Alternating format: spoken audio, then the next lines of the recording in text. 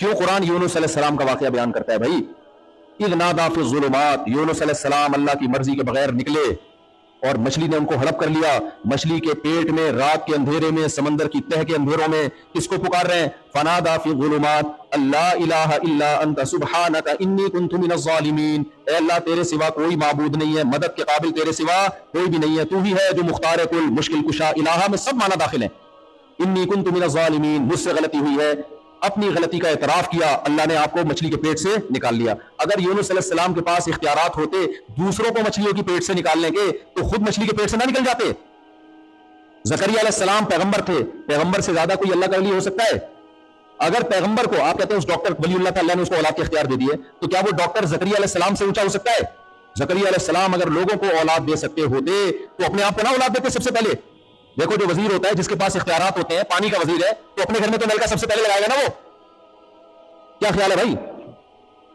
हमने बड़ों से मिसाल सुनी है कि दुबला हकीम और मोटा फकीर, इस पे कभी एतमाद नहीं करो।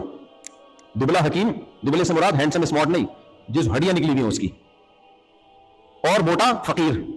वजह उसकी है कि कमबख्त तू हकीम अगर है तो पहले अपनी सेहत तो ठीक कर, है भाई?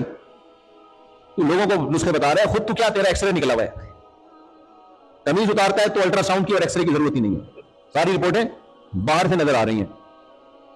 और मोटा फकीर का मतलब, उस पर एतमाद इसलिए नहीं करो कि तेरे पास इजाफी खाने को ना होता तो इतना मोटा कैसे होता तू। क्या ख्याल है भाई? तो वजीर वगैरह जो अपना मसला हल ना कर सकता हो, अब पाकिस्तान में लोग सिफारिशें करवाते हैं ना, मेरे पास भी आते हैं, लोग समझते हैं इसकी मुफ्ती साहब की पीआर बन चुकी है अभी वजीर आजम से और शहर आर्मी चीफ से और फलाने से। मेरे पास लोग आते हैं, हमारे बच्चे को मुफ्ती साहब कमीशन ऑफिसर भर्ती करवा दें, मुफ्ती साहब हमारे बच्चे को आप ऐसा करें, बाहर का वीजा लगवा दें। मैं उनसे कहता हूं मैं अपने बच्चे को नहीं करवा सकता ये काम, मेरी कोई ऐसी पीआर नहीं है, ना मैंने रखी है किसी से। हम किसी बड़े से मिलते हैं तो दीन की जज्बे से मिलते हैं, अपने काम बनवाने के लिए नहीं मिलते। आते हैं मेरे पास लोग, आप ये करवा दें, आप ये करवा दें, आप ये करवा दें। मैं कहता अबे भाई, अगर ऐसा होता तो मेरी 4 कब की हो चुकी होती, मैं सबसे पहले अपनी 4 करवाता। तो भाई जिसके पास इख्तियारात होते हैं सबसे पहले फायदे को खुद उठाता है। तो अल्लाह कहते हैं पैगंबरों की सीरत उठा के देखो, हमेशा गम में उन्होंने किसको पुकारा? अल्लाह को। अय्यूब अलैहिस्सलाम की सारी जिंदगी बीमारियों में गुजरी, सारी जिंदगी बीमारियों में, वो अपने आप को शिफा नहीं दे सके, अल्लाह ने शिफा दी है उनको। याकूब अलैहिस्सलाम का बेटा बचपन में बिछड़ गया, सारी जिंदगी रोते रोते रोते रोते गुजरी, यहां तक कि आंखों की बिनाई खत्म। जब लोग कहते तल्लाहि तफ्तउ तज़कुरु यूसुफ हत्ता तकून हरदन औ तकून मिनल हालिकीन, आप यूसुफ के गम को भूलते नहीं हो, कहीं ऐसा ना हो कि आपकी जान ही हलाक हो जाए। फरमाया इन्नमा अश्कु बसी व हुज़्नी इलल्लाह, मैं अपना गम किसके सामने बयान करता हूं? अल्लाह के सामने। अअलमु मिनल्लाहि मा ला तअलमून, मैं अल्लाह के बारे में वो कुछ जानता हूं जो तुम नहीं जानते।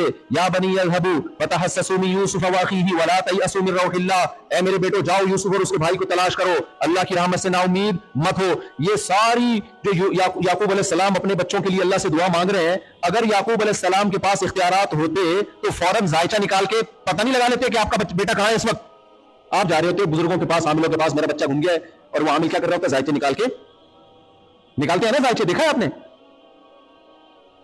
या तो आपको जायचे का मतलब नहीं पता भाई, जाते हैं ना, वो कहते हैं मैं अमल निकालूंगा तो मुझे पता चल जाएगा कहां है ये, वो निकाल रहा होता है भाई। अगर उसके पास मेरे भाई ये ताकतें होती तो सबसे पहले ये ताकत अल्लाह अपने हबीब याकूब अलैहिस्सलाम को देती। उनको तो पता ही नहीं बेटा गया कहां, जिंदा है या दुनिया से रुखसत हो चुका है। सारी जिंदगी किसको पुकारा? अल्लाह। तो हमने भी भाई किसको दुआओं में पुकारना है? सिर्फ अल्लाह। जैसे पैगंबरों ने सिर्फ किसको पुकारा? तबलीग वाले कहते हैं अल्लाह से होने का यकीन इतना काफी नहीं है, गैरुल्लाह से ना होने का यकीन। अगर आप ये ईमान लाते हो कि अल्लाह से होगा, ये काफी नहीं है। ये तो हिंदू भी कहता है भगवान से होता है, ये तो ईसाई भी कहते हैं अल्लाह से होता है, ये तो यहूदी भी कहते हैं अल्लाह से होता है, ये तो हर कौम कहती है गॉड से होता है, अल्लाह से होता है। इतना काफी नहीं है, गैरुल्लाह से नहीं होता। समझते हो या नहीं समझते? अब यहां एक इश्काल होता है, मेरा ख्याल है आप लोग अब थक गए हो।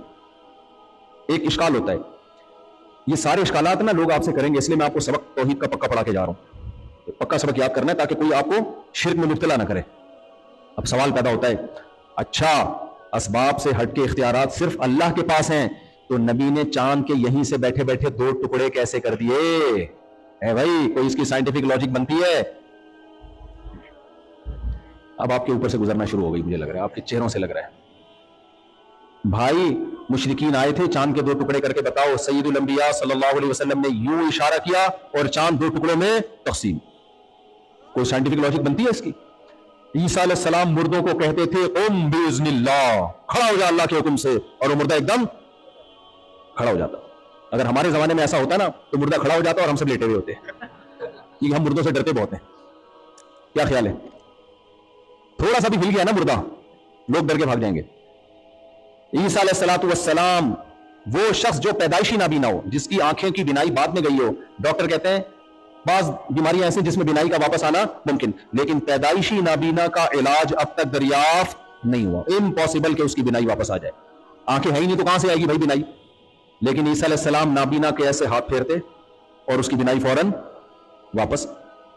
لوگ کہتے ہیں لو بھائی، اگر اللہ نے ان کو اختیارات نہ دیے ہوتے تو یہ بینائی واپس لا رہے ہوتے ہیں بھائی، اور نبی چاند کے 2 ٹکڑے کر رہے ہوتے. خوب سمجھو اس کو. دیکھو اس کو معجزہ کہتے ہیں. معجزے میں ہاتھ پیغمبر کا استعمال ہوتا ہے. کام کون کر رہا ہوتا ہے؟ اللہ. اور اللہ نے پیغمبروں کو اختیار نہیں دیا ہوتا. اگر اختیار دیا ہوتا تو پیغمبر جب چاہتے چاند کے 2 ٹکڑے کر دیتے. نا نا نا نا. عیسیٰ ابن مریم جب چاہتے مردوں کو زندہ کر دیتے. نا نا نا نا نا. اللہ وہی کرتا ہے کہ آپ اس وقت یہ کریں، میں اپنے حکم سے یہ کر دوں گا. اختیارات نہیں دیے ہوتے. اگر اختیارات دیے ہوتے تو دیکھو موسیٰ علیہ السلام کا معجزہ تھا لاٹھی کو سانپ بنانا. خوب سمجھو، میری طرف توجہ ہے یا نہیں ہے؟ موسیٰ علیہ السلام کا معجزہ تھا لاٹھی کو سانپ بنانا. موسیٰ علیہ السلام اپنے اختیار سے ایک دفعہ بھی لاٹھی کو سانپ نہیں بنایا ہے. ہر دفعہ اللہ سے پوچھتے تھے کہ بنے گی کہ نہیں بنے گی. پہلی دفعہ کیا ہوا؟ اللہ تعالیٰ نے موسیٰ علیہ السلام کو بلایا کوہ طور پہ. وما تلک بیمینک یا موسیٰ، اے موسیٰ تیرے دائیں ہاتھ میں کیا ہے؟